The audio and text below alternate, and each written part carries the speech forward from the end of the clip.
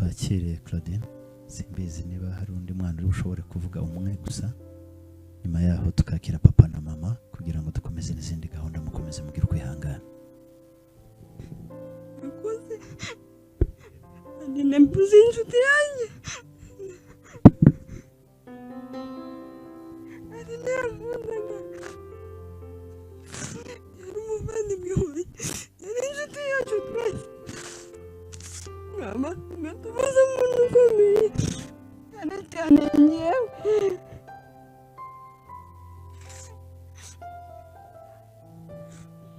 Aline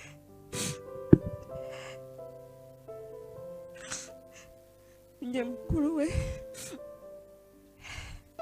twabanye muri byinshi Aline naramuhenze Aline ni wa mwana wangaga kumvunisha ati Claudine waratureze mu buzima bukomeye mama agenda none nabaho ugeze reka tujya tugufasha nk'abarumuna bawe tuguteteshe ukagirangiza kwiga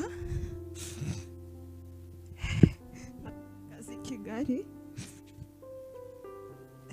mba mu rugo njya kwigisha hari umwarimu ngeze aho nyuma wera yaza akansuhuza akambwira ati Claudine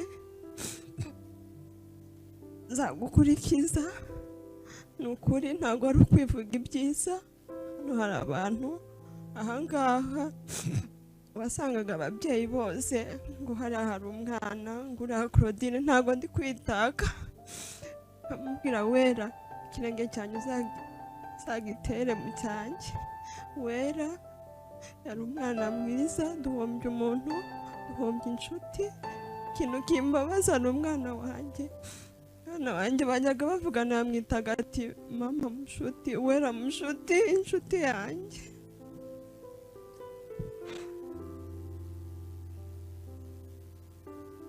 ndibuka mbere yuko wera Imana imutwara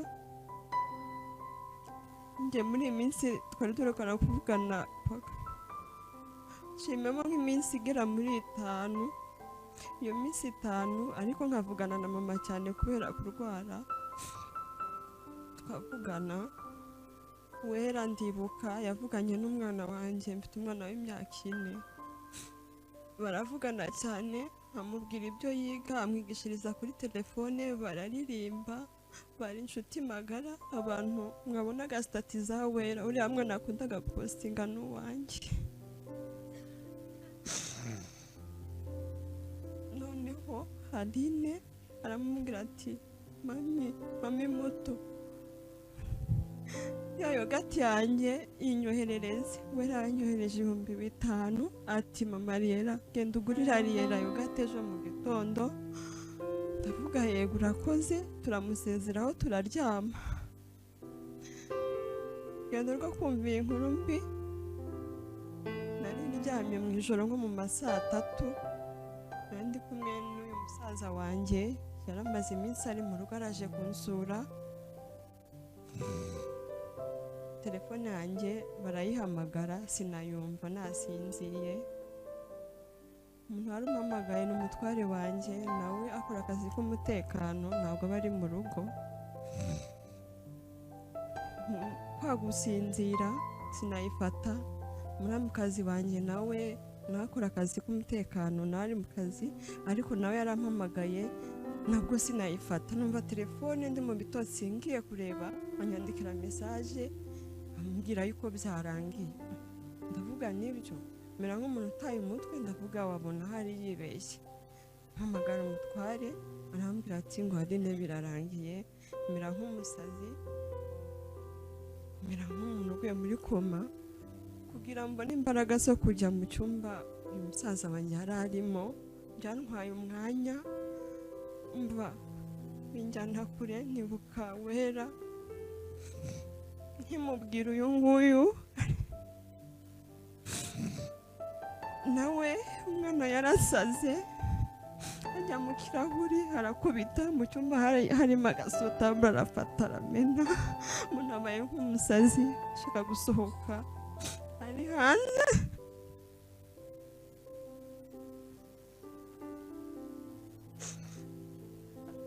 ngiye kujya hanze yanasohotse nawe abona ameze nk'umusazi ngenda ntirukanka akenyeye isume yonyine na boxer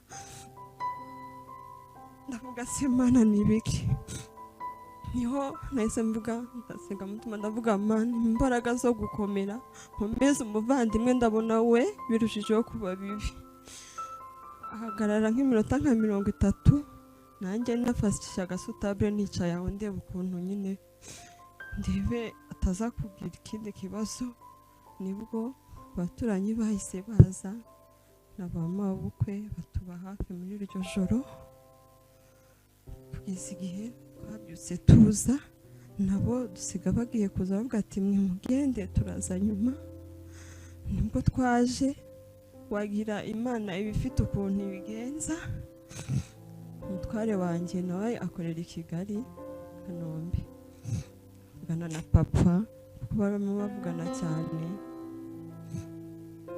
nuko nanjye ariko turimo tuvugana cyane bambwira ati mwe mugende turahurira i Kigali tumanukane uko hagera dutegereza papa Nyabugogo bagiye Kacyiru harambwira atarampamagara ati barampamagaye mu kazi narinje mpuye n'ikibazo gikomeye nimugende nibinkundira nimugoroba ndaza mu rugo cyangwa nzaze gushyingura kwa gatatu ndavuga se ni kihe kibazo ubaye iki ngo oya ngo nta ajya kure arambwira ati ngo ntacyo ndakubwira weho uretse tuza burya yari yabibwiye papa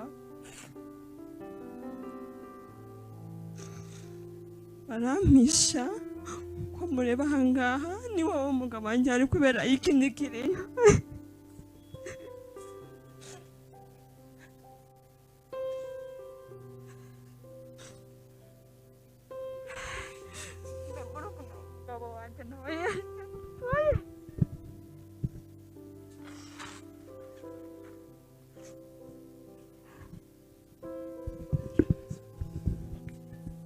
murakoze nanjye ndi murumuna wa Aline ni byinshi bamuvuzeho ngenda byibuka Aline nawe wajyanye muri korali twajyaga tujyana akazajya njyana muri korali twaba twagize ingendo tukajyana twataha dutinze tugatahana ni byinshi twanyuranyemo nka mukuru wanjye gusa hari ikintu ntazamwibagirirwaho icyo ntazibagirwa ni urukundo yagiraga buri umwe wese n'umurava n'ubwitange yari afite intego nyinshi yifuzaga kugeraho nubwo bitamukundiye ko zigeraho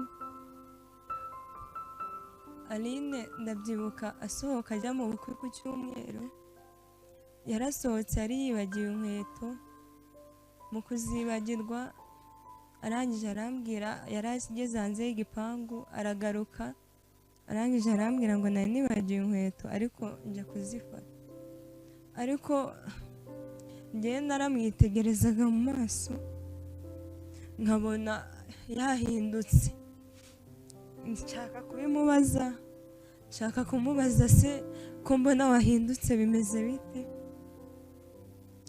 ndaceceka nanga kugira icyo mubaza kuko yari ari kwihuta ngo yakerewe ko yari yabyutse atinze aragenda gusa nabonaga ukuntu mu maso ameze nkavuga se nuko atiteye make-up bimeze bite gusa Imana byose ibibizi Imana nizi impamvu umuvandimwe wacu adusize gusa wera we nzahora mwibuka nzahora nibuka inama wangiraga nzahora nibuka uburyo ki wakundaga umurimo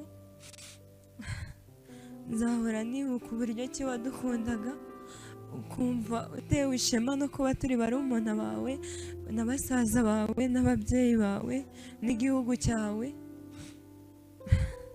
ni byinshi wifuzaga kugeraho ariko Imana niduha ubuzima natwe tuzacumbukira aho wari ugeze, nta kundi gusa naho mu gitondo cy'umuzuko twizeye ko tuzakubona, kuko Imana wakoreye ntago yazemera ko tukubura, akundi uratubabaje mwana wa mama,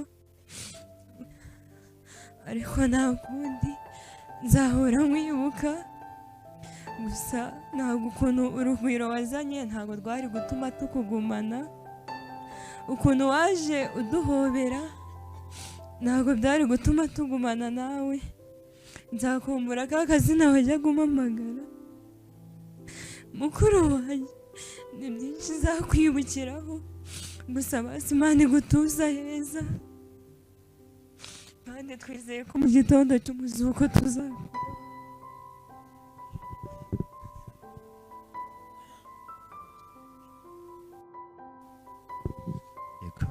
abantu batwemereye akanya, hari undi byakorohera kuvuga? Murakoze.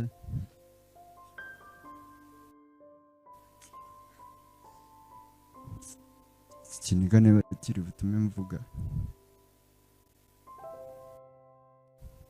Joella niwe unkurikira, ubundi twakundaga kugira burage njye nawe cyane, na mama akavuga se muri impanga, buri ukuntu muba muganiramo nk'abantu b'impanga, muri impanga, ndavuga wasa byashoboka.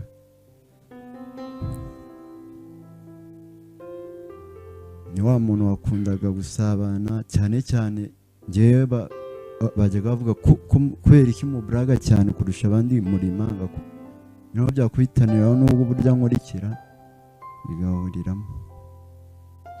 Njya kuza ubundi akazi kari kamwe, nanjye njya kuza icyo gihe yarampamagaye arambaza se uzaza mu rugo ryari, ndamubwira ndenda kuzaza, arangije arambwira nanjye nubwo nta gahunda nari mfite yo kuza, ariko hari umushiti wacu nanjye ndamuzi bita Patrick, yapfushije ni mukuru we, nzaza nje gushingura, ababimbwiye gutya. Nanjye ndamubwira rero ndabona nshobora kuzaza nk'ejo, ninza nzakubwira. Ndaje ndamubwira rero naje, ubu ngubu ndabona byarangiye bisa nk'ibirangiye ngiye kuza. Mu gihe ngitegereje kuza bahita bambwira ngo ntabwo bigikunze, bambwiye ntabwo bikunze dusubiyeyo nk'ejo birakunda ndaza, ntarambwira ngo arimo arashaka ikibari cy'iminsi nk'itatu azaza ahita akomeza no mu bukwe bwa Vicky, nawe ni umushiti wacu. Ndangije baraza turakomeza tukajya tuganira hano bisanzwe nk'uko mukuru wanjye bivuze. Icyo gihe twaryamye nka saa sita z'ijoro turimo tuganira, bari bubyuke bagenda mu bukwe. Bagiye mu bukwe njye nari mfite nanjye urugendo mu Bugesera, ndagenda barampamagara barambura telefone nayicometse, nagezeyo umuriro wanciranye. Mu gitondo nibwo numvise babyara banjye bampamagara ngo wihangane, nkajya ntekereza se nihangane ibiki, ntazi ibyabaye. Ndangije sinzi ukuntu natekereje kuba ari kumbwira nihangane, ubu ni ibiki byabaye, ababaza se ni ibiki, ntibansubize. Ngiye kuri stati naguyeho bwa mbere niya mushiki wacu uriya mukuru Claudine, nsanga ngo ripu wena ifoto yiwe, kubyakira biranga, bira nk'umuntu uguye mu mazi, ariko nyagaraho nk'umugabo, ndavuga nyine amarira y'umugabo atemba ajya mu nda, nta kindi narenzaho. Nahise mera nk'umuntu waguye mazi, intege ziracika neza hafi no kwikubita hasi. Ndavuga ubwo abantu ariko Imana yabishatse buriya nta kundi ubwo tuzahurira mu ijuru, ubwo Imana izamuye ijuru komeze tube hafi kandi natwe izaduhe kuzamusangayo, aho igihe tuzongera tukaganira nk'uko twahoraga tuganira tuburaga, bajye bakomeza bavuge muracyari impanga. Nibyo nifuza. Mbashimiye, mwakoze cyane kutuba hafi, ntabwo birangiriye aha kandi turacyabona urukundo rwanyu, turabibashimiye. Murakoze.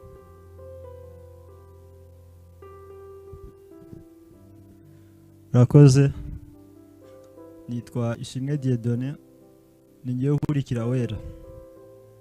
Wera yari inshuti yanjye, Wera yari mushiki wanjye, namukundaga cyane pe, namukundaga cyane, nawe nubwo agiye arabizi.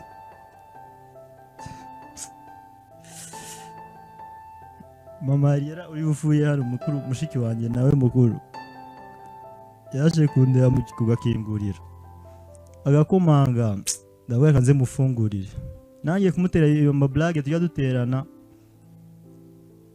ahita ambwira ngo Wera byarangiye. Naho byamarira ariko uri kwivugira ibyawe, ngo Wera byarangiye, ngo barahamagaye barabimbwira, kubyakira byarananiye, ariko gusa nyine naragerageje. Nawamba hafi ndamushimira cyane, icyo gihe yarampumurije cyane, arambwira yangane kandi nawe aremerewe, ariko gusa Wera ikintu kimbaje ni ukuntu iyo mbitekereje gusa nkatiza ko dahari, ko nzamukumbura simubone, birazongera kumubona birambabaza. Ariko tera nakwibuka ikintu kimwe, nakwibuka ukuntu Wera yasengaga, Wera ukuntu yarumwizera ko umunsi w'umuzuko nzongera nkamubona, tukongera tukishima, tukongera tukaba hamwe. Sinavuga byinshi cyane kuko baciye hano abavandimwe banjye bagiye babivuga, gusa ndabashimira abantu mukomeje kutuba hafi, Imana ijye ibaha umugisha mwinshi cyane. Murakoze. Pole sana. Twakira ababyeyi, bucura bambwiye ko bitamworohera, tukatwakira ababyeyi, mukomeze mugire kwihangana.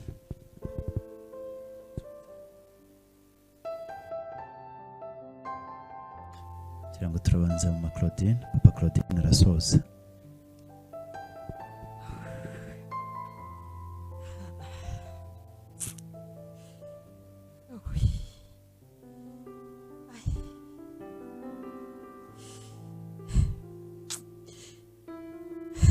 mbere na mbere yuko mvuga ku bya Wera Aline, kamanze nshimire imiryango iri aha ngaha yaje kudutabara. Ni ukuri mwese muri hano, Imana ibahe umugisha. Ubwo rero bya Wera babivuze, yewe Aleluya yabivuze, abavandimwe babivuze, abavandimwe be bamaze kubivuga. Ndumva Mana, icyo navuga kuri Wera gusa ni uko uriya mwana akiri umwana muto, yatangiye gukunda Imana ari muto cyane. Ndibuka atangira kuririmba muri Heroes, ari bwa bwana mbiri agenda agatondeka ku murongo hamwe n'abandi bayobozi, bakabatondeka neza babashyira ku murongo. Ari abana batari bamenya no kwitondeka ku murongo. Wera abo bana hari abarimo aririmba, kugeza igihe yashishikarije murumuna we, yabivuze yuko agomba kujya muri Heroes, kuko we icyo gihe ajyana murumuna we ngo ajye muri Heroes, we yaravuze ati ngewe nshaka kujya muri Haleluya. Ndamubwira niba wumva ubiyumvamo rwose ntawe ndakugutangira, kuko musaza we nimo yaririmbaga. Ubwo musaza watangira kujya amubwira ati ngwino tujyane, Wera ajya muri Haleluya utyo. Ariko ikindi navuga kuri Wera, Wera ari wa mwana ukunda gukora. Wera yize kuri eteni yiga iby'ubwubatsi. Wera kwambara ipantaro akajya hejuru y'igikwa akubaka. Yari wa mwana wakundwaga na buri muntu wese, kuko yaba umusaza, yaba umukecuru, yaba umubyeyi mukuru, yaba umwana, nta muntu atasabanaga nawe. Wera ubwo ibyo kubaka barabiretse, aravuga ati ngewe ntago ndi kubona amafaranga nkayo nshaka.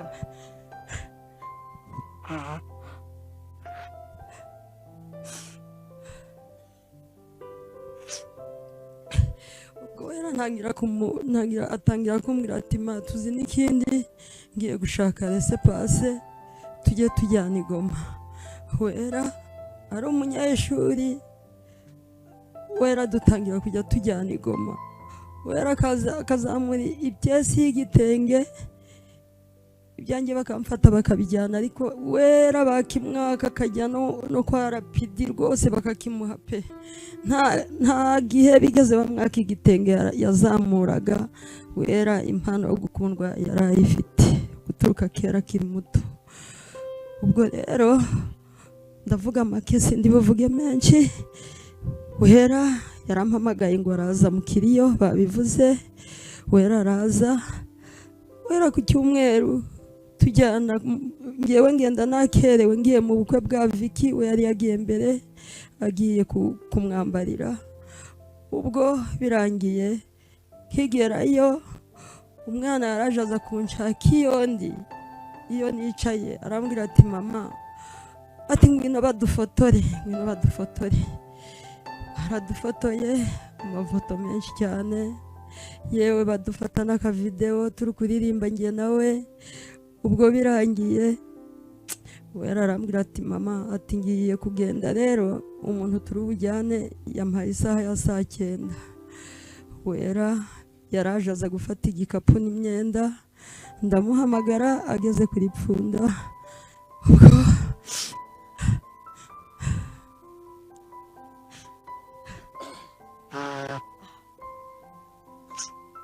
Wera arambwira ati mama, nkupira bari kumpamagariramo, afande ari kumpamagara. Ndangije ndamukupa. Wera sinongeye kuvugana nawe. Wera nagiye mpamagara telefone ye igasona, ariko ikabura uyifata. Wera wanjye rero ntamukundaga, usibye no kuba umwana wanjye, yari inshuti yanjye. Twajyaga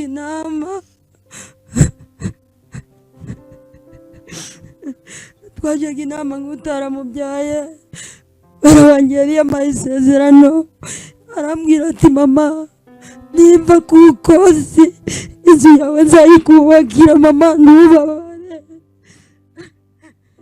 None icyo nasaba Imana imwakire, ariko icyo nzi cyo ndabihamya yuko yamaze kujya mu ijuru, Imana yamaze kumwakira. Icyo nsaba Imana natwe iduhe kugira ngo twizere tuzabonane kuri wa munsi w'umuzuko, kandi Imana izamwakire nta kundi.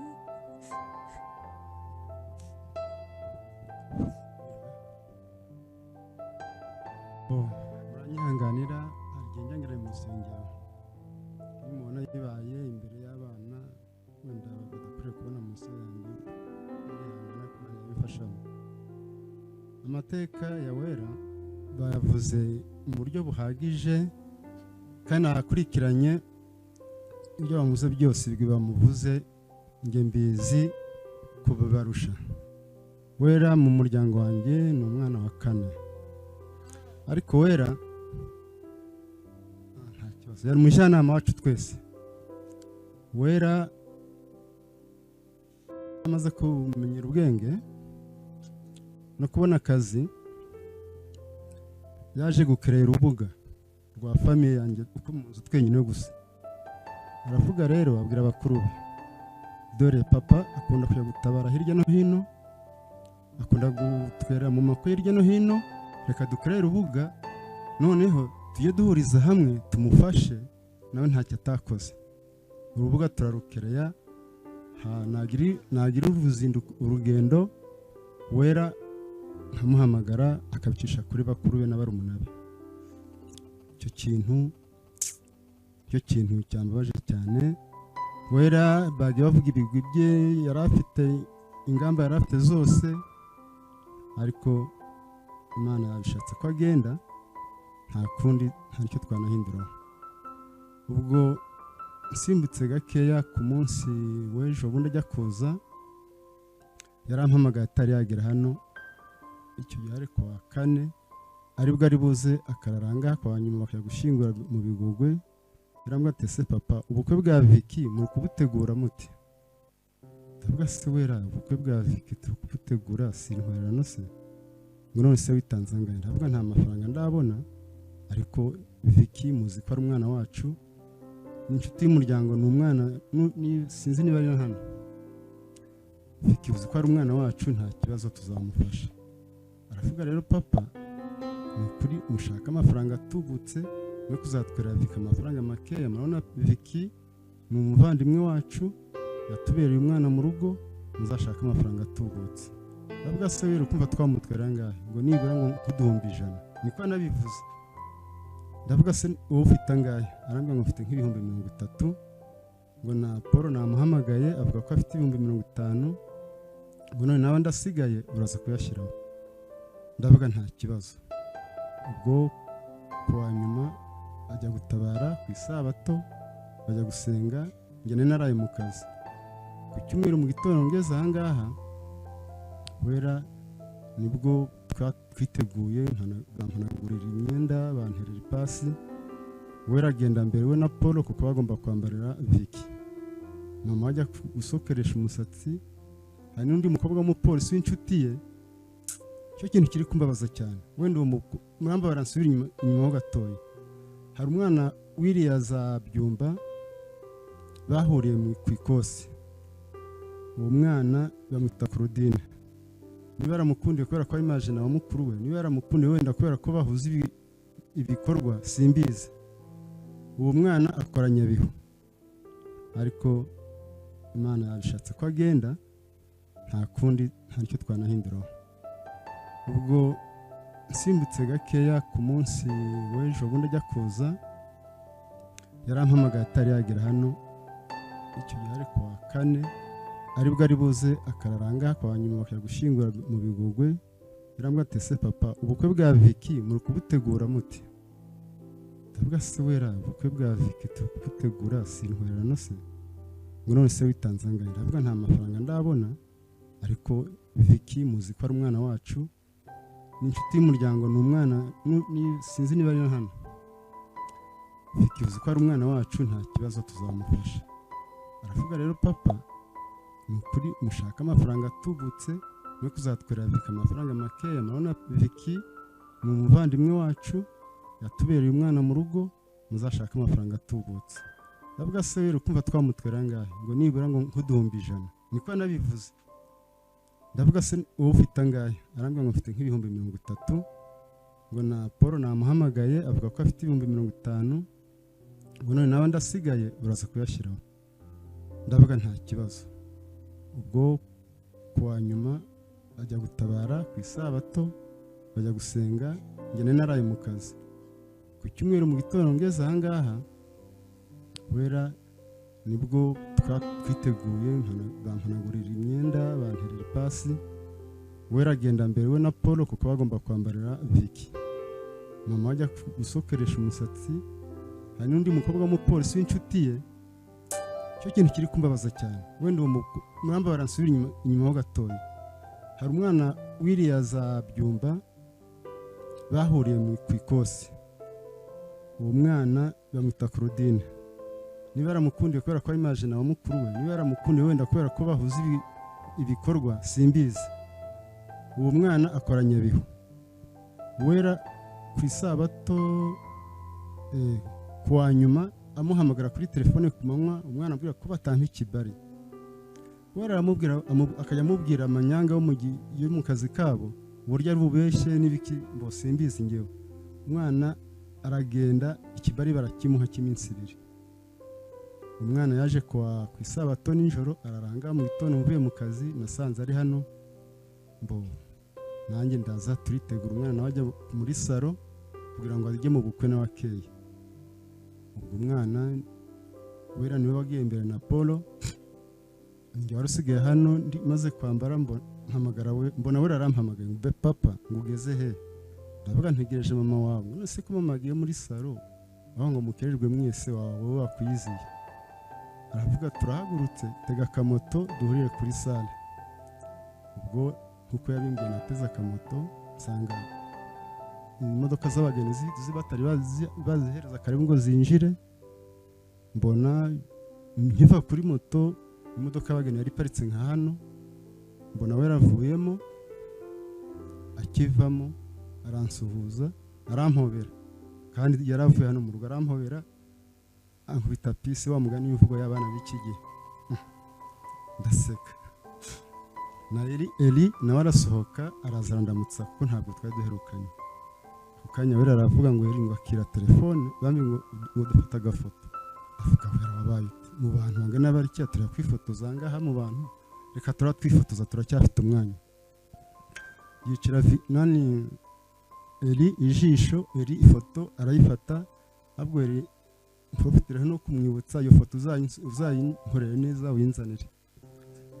Ubwo ubukwe turabutaha wera muri service usibye na hariya ahariho hose wera yumvaga ari umuntu wagira icyo akora ahariho hose ageze kumusanzwe waboneka aho ngaho haba ari mu mbaraga haba ari mu nama no mu bukwe bwa Vicky wabonaga agenda ayobora abantu kandi ari umuntu wambariye umusore yabona ibintu bitari kugenda neza uko narahagurutse agafasha abakobwa bari bashinzwe protocole akajya abicira ijisho akababwira dore hariya. Ubwo ubukwe tugiye mu rusengero wera we ntabwo yagiye mu rusengero kuko arimo yitegura kujya mu kazi, yagomba kujya mu kazi kuwa mbere aravuga ngo ndayi nahangaha nakererwa kandi ikibari cyanjye cyarangiye ku isabato n'uyu munsi wa dimanche nawihaye kubera ko wenda mu kazi banyorohereza kuko bazi ko weekend mba nagiye ku ishuri, ariko ndayi nahangaha icyo kibari umunsi niuhaye wamenyekana. Ndavuga sawa basigenda. Ubukwe bwa Vicky nukuri barabwihutishije saa 12 bwari buhumuje, turasohokanye na madame na Kabucura ndabwira se turabona imodoka itujyana mu rugo, baravuga ngo tugende n'amaguru. Ndavuga se mufite aya moto ngo ndabwira ngewe ntabwo ndi kuba ndafite intege yongeye kwitegera akamoto kangeze mu rugo vuba. Madame abwira umwana ati none natwe duhagarare hano iyi kwasiteri igiye kujyana abantu kwa Vicky kuko batuye hano hirya natwe tujyane nayo. Ndazamuka ngeze hano ku Kinyambo mpamagara madame ndavuga se mwabonye imodoka, arambwira ngo ya, arambwira se uri he, mubwira aho ndi, arahansanga we na Janti na Kabucura turavugana tuganira aho ahantu nanicaye twamaranye nk'iminota 30 uko turi banga uko nge na madame. Umwana aza mu rugo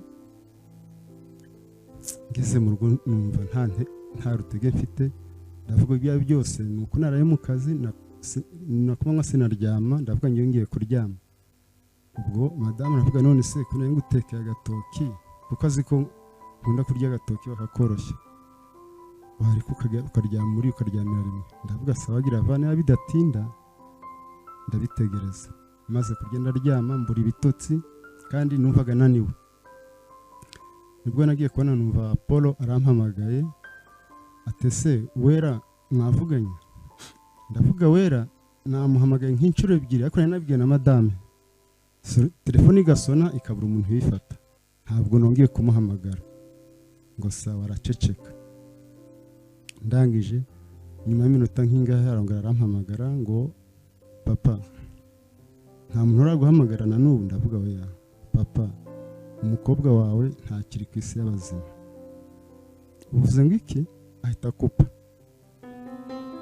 Ubwo abana bari bacicaye muri saro bahita nanjye ndabyuka ndyama hano mu ntebe muri saro. Fi arambwira ati se papa kuru ni ibiki bibaye? ndavuga nta kibazo ndiyumanganya nabuze ahantu nabihera. Ati papa watubwira, madame yari mu gikoni nawe baraje ati ariko sibyo ni ibiki muri gusigana mwese, nshimiye arahamagaye ntiyagira icyo avuga, nawe araguhamagaye none nawe wanze kugira icyo tubwira, ni ibiki muri kudukinga. Ndavuga rero iyo ntihagire unsakuriza. Ubwo Simbi mubyara wabo ahamagara Gafeyi, ese Gafeyi mu rugo ngwiye, none se atangira ni kuko yari yasaba parallel, none se ibyo ndi kumva mpita naka Gafeyi telefone. Ndangije ndavuga ati ni hahandi ntacyo ndi bubahishe, ndavuga mwicare mutuze, Wera byarangiye amaze gukora impanuka. Ubwo urugendo rwa Wera kuri uwo munsi ni urwo ngurwo, ariko ni ukuri ibigwi Wera yari afite Imana iraduhemukiye. Imana irahemutse, Satani ni umugome. Wenda ku Mana twavuga Imana imbabarire kuko ntabwo iduhemukiye, wenda ifite byinshi bitumye imujyana, kuko Imana byose bidukorera aba ari kudukunda, ariko Satani ni umugome, ni umugome. Ndibuka murakoze kandi narenzaho.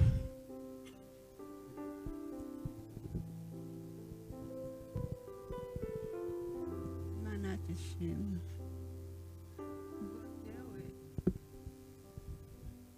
Navuze ngo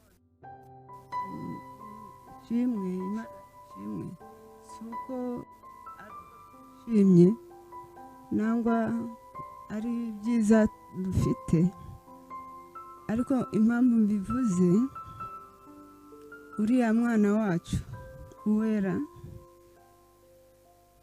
Uwera ahagiye, icyo mbasaba nugira ngo mwese ufite kwiyeza yakwiyeza, agakunda Imana, agakorera Imana, kugira ngo Uwera we aho nzi yagiye, nzi ko yagiye mu ijuru yararikoreye. Ijuru yararikoreye, impamvu ambwiye ngo ijuru yararikoreye. Uwera muri aya babyita stati, yakundaga gukora stati gashyiraho indirimbo z'Imana. Uwera hari indirimbo yaririmba yashyiraga avuga ngo aheza ni mu ijuru. Iyo ndirimbo bakimara kumbwira ngo avuye mu mubiri, nahise nyitekerezaho. Nari mu rugo nijoro, mubyara wa Wera murumuna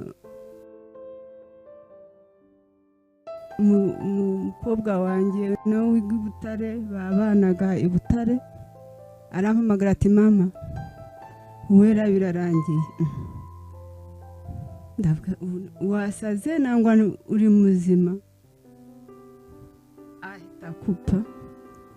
ahita akupa arongera arampamagara arira cyane ati nyamara mama Uwera birarangiye. Nibwa mwana we niba wataye umutwe jya kuwutera ahandi, ko numvaga Uwera wanjye Imana itakora biriya bintu. Uwera yari imfura, Uwera yakundaga Imana, Uwera yakoreraga Imana, Uwera yari afite ishyaka ryo gukunda umuryango. Nyuma aho mubyara wundi arampamagara w'umuhungu, ambwira ati mama ihangane Uwera byarangiye. Ndavuga nti nyamara mwabana mwe mwasaze, ibyo bintu muri kubikura hehe? Byaratinze ko mama turaturanye, nagiye kumva numva aho bari kurira. Ntabwengewe nananiwe guhagarara, nanirwa kwicara, igitengo kiramfata kugira ngo mpaguruka aho ndi njye kuri aho ba mama bari. Byarananiye kubyakira, birananira. Hari ikintu Uwera yadukoreraga mu miryango. Uwera yari aho ngaho akamenya imiryango yagize ibibazo, Uwera wamuhamagara akakwitaba, Uwera agahamagara, kadukunda cyane twese. uwera mu minsi yashize mama yaje kugira ibiza, papa waraza araduhamagara ati shanga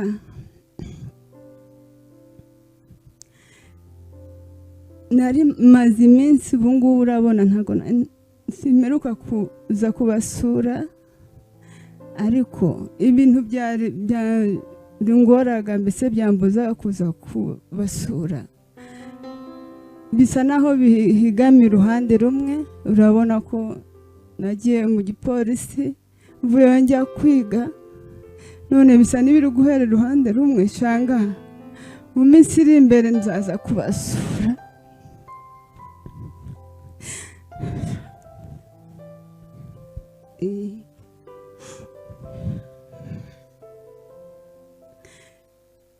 Ubwo ijwi ryawe ranarimeruka ryari ryo ngiryo, ariko icyo nizeye kandi namwe mubasaba kugira ngo mwizere nuko nzi yuko Uwera aho yagiye nitwizera tugakorera Imana tugagira urukundo rwo gukunda Nyagasani tukagendera mu nzira yagendagamo, nizeye ko tuzongera kubana tukabana mu mahoro. Ibyanjye byari ibyo. Uwera Imana muri uko ridashira, tubuze inshuti, tubuze umuntu wakuraga imirimo ya buri munsi agahuza imiryango. Uwera rigahuza imiryango.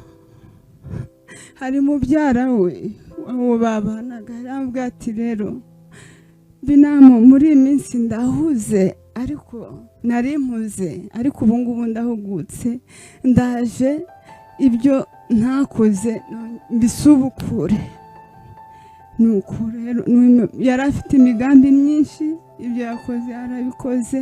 Ikindi ni uko icyo tumusabira ni ukuzahurira nawe mu ijuru, kandi namwe abari aha ngaha ndabasaba kugira ngo nabisubiyemo kenshi, twizere Nyagasani tugere ikirenge. Yari umwana mutoya ariko yakundaga Imana, amayira yarayateguye, natwe nidutegura yacu, ahagiye tuzamusange, tuzongere tubane nawe mu byiza nk'uko yabitwifurizaga.